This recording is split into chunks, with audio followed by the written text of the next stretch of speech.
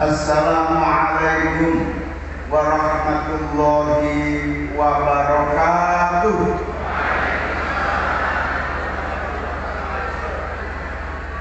Bismillahirrahmanirrahim. Alhamdulillahi rabbil alamin. Wa bihi nasta'inu ala umuri dunya waddin. Allahumma sholli wa sallim wa barik ala sayyidina Muhammad wa ala alihi wa ashabihi ajma'in.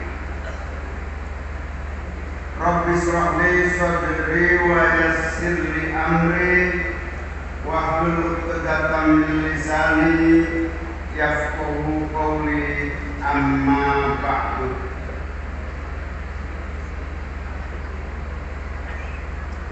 Ingkang kawula mulyakaken para kiai, para ulama, para masyayikh, para habaib,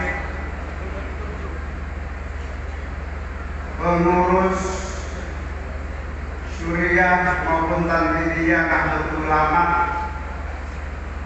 pengurus Dewan Syuro maupun Dewan Tanfid PKB, para pengasuh pondok pesantren, para asatid dan asatidah, para ibu nyai yang rawuh yang kami muliakan.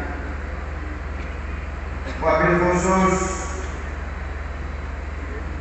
Al-Mukarram Romo Kiai Zainal Arifin Maksum, Prof. Syuriah PCNU. Al-Mukarram Romo Kiai Alawi Mas'ud, Wakil Prof. Syuriah NU. Al-Mukarram Kiai Aminuddin, Ketua Tanfidiyah Nahdlatul Ulama, Kiai Nurul Huda Mustasar PCNU. Yang saya banggakan para pengurus PKB, baik Dewan Syuro maupun Dewan Tanfid. Yang saya banggakan anggota DPR RI Pak Farhan Sukri.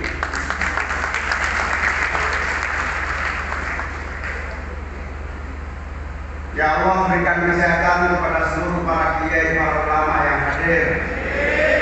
Ya Allah, berikan beliau umur yang panjang, diberi kekuatan istiqomah, menjadi bagian dari perjuangan mengawal umat Ahlussunnah wal Jamaah. Amin. Hadirin wal hadirat sekalian yang saya muliakan, alhamdulillah wa syukurillah, saya siang hari ini bisa sowan mateng panjenengan sedaya. Kawula didampingi Sekjen PKB Pak Hasanuddin Wahid, Bendahara PKB Pak Bambang, Ketua PKB Ibu Nihaya Wafiroh dan seluruh jajaran. Saged sowan dumateng panjenengan sedaya. Dan pada kesempatan ini kami ingin melaporkan berbagai perkembangan yang sebetulnya sudah semua menyaksikan dan membaca di berbagai media. Dulu waktu saya sowan ke Demak beberapa waktu yang lalu, kalau tidak salah sholawatan di alun-alun. Terakhir kali saya sowan ke Kabupaten Demak, waktu itu saya sowan masih dalam keadaan jomblo, belum punya pasangan. Alhamdulillah, dengan berbagai rintangan, tantangan, dan berbagai ujian, akhirnya Allah Subhanahu wa Ta'ala paringi jodoh jadi calon wakil presiden bersama Mas Anies Baswedan. Alhamdulillah, gagasan, pikiran, cita-cita dan rencana yang kami miliki sama. Bahkan sebagian orang menyebutnya seperti botol ketemu tutupnya. Insya Allah duet santri mengawal perbaikan negeri dan bangsa kita. Insya Allah pasangan Anies Baswedan kalian Muhaimin Iskandar dengan tema perubahan ini membawa percepatan perbaikan umat masyarakat bangsa dan negara. Amin.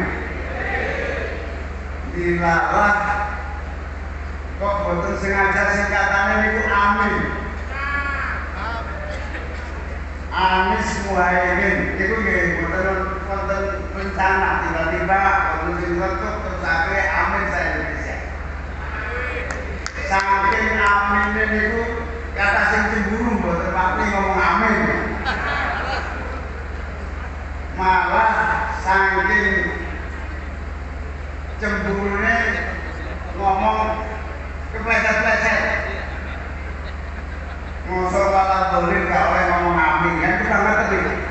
Kalau hubungannya itu yang penting seluruh doa-doa kita moga-moga dikabulkan oleh Allah Subhanahu wa taala. Amin. Ya amin sing banter niku sing bener. Hadirin wal hadirat ingkang kawula mulyakaken. Kawula kaliyan Mas Anies menika boten tiyang sanes. Kawula sami-sami kuliah dhateng UGM Yogyakarta. Kampusipun jejer kula Fakultas Ilmu Sosial Politik, Mas Anies kuliah teng Fakultas Ekonomi jejer. Landhap lakos dilawan niku kakekipun Mas Anies menika naminipun pahlawan nasional Pak Abdurrahman Baswedan. Beliau pejuang sekaligus diplomat pertama yang keliling dunia mencari dukungan tertulis dari berbagai kepala negara untuk pengakuan kemerdekaan Indonesia 17 Agustus. Pusatnya di dalam daleme panggenan ini ke Surabaya. Berseiringan dengan kakek buyut saya Mbah Bisri Samsuri yang kebetulan Mbah Bisri menika Komandan Markas Besar Ulama, dulu namanya Mabes Ulama, yang bertempat di Surabaya. Komandan itu kira-kira kepala sekretariat lah kira-kira. Kepala Komandan Markas Besar. Insya Allah Mas Anies kakek kula mboten tiang lintu. Insya Allah sami-sami merintis dan melahirkan kemerdekaan Republik Indonesia. Kesimpulanipun kakek-kakek kula sedaya, kakek-kakek panjenengan sedaya pejuang-pejuang Islam, pejuang-pejuang agama, pejuang-pejuang bangsa menika sampun memberikan warisan berupa kemerdekaan. Maka insya Allah kami berdua dan kita semua wajib melanjutkan untuk menggelar karpet kesejahteraan bagi rakyat Indonesia. Amin. Sangat perjuangan menikolah ingkang dadosaken kawula kalian Mas Anies percaya diri.